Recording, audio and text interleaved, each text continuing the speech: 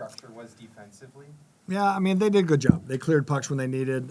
They put us into tight areas where also now we're trying to make 2-foot passes near the blue line, which is always dangerous. So, credit to them. They had some good blocks, some good stops in that way. But I think they shrunk the zone when they needed to and made it tough on us because, when you can triple on pucks as a PK unit, then it usually is good for you. So, and they did that to us pretty good tonight.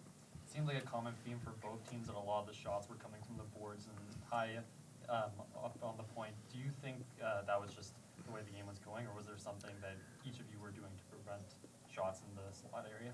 Yeah, no, I think, in general, teams, defend inside out. And obviously in our league, we know all the teams are going to defend on the inside. We try to as well. It's good hockey. Make teams be on the perimeter, take shots from out there. Obviously, goalies prefer that, to have shots from the perimeter versus right coming down the pipe. So, it was a good hockey game. I mean, it felt like a playoff game to me. It felt like the games where we played last year that were so tight and, overtimes, and it was a lot of fun.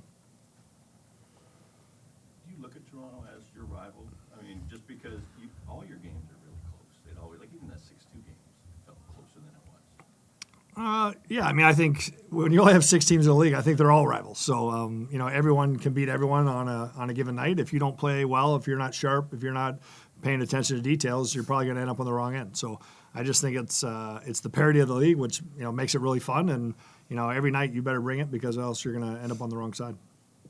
What did you make of Nicole's game?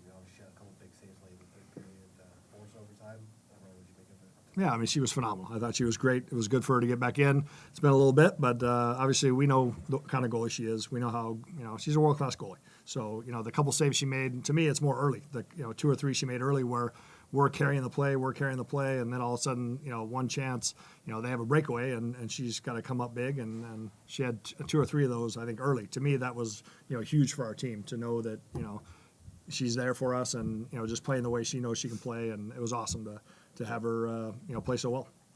Nicole, could you just give us a couple words about how you saw the game and how it felt? Yeah, I mean, obviously, when you're not getting a ton of work early, you just have to stay in it mentally. And they had a 2-on-1 that was kind of an awkward save, but was fortunate to make it and just kind of got into the game from there. And when we're moving our feet like that, we're a really easy team to play behind, and we're picking up people in the D zone and things like that. So.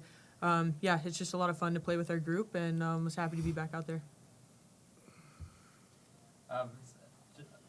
Going down the stretch, obviously it's a big clump in the middle with you, Ottawa, Toronto, and even now with Montreal dropping a couple of games. Do you feel like every game is a little bit more important now? Not to say the others weren't.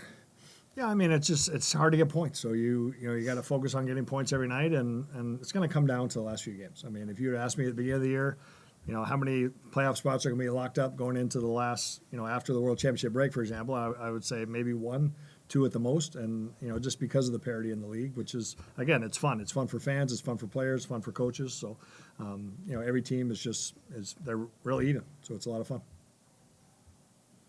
Good? Yep. Great. Thanks, everybody. Thank you.